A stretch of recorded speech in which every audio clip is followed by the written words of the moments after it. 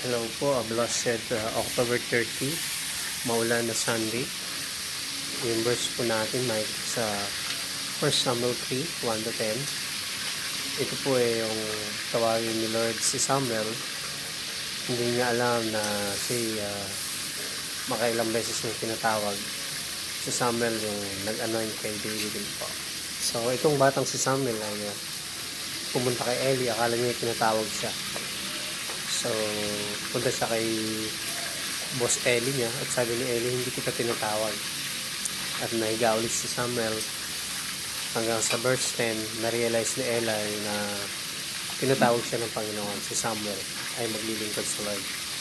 So, somehow in our life, minsan hindi natin alam tinatawag na pala tayo ng Lord. So, be sensitive to His voice, and once we hear His voice, be obedient like Samuel. So, yun lang po, yung tips for today natin. Tipsy po sa bawat isa. Ingat po at medyo maulan pa rin at mahangin. Ingatan po nawa tayo ng Panginoon. No? God bless po sa bawat isa. Happy birthday sa iyo na may kaarawan yan and happy wedding anniversary. Shalom.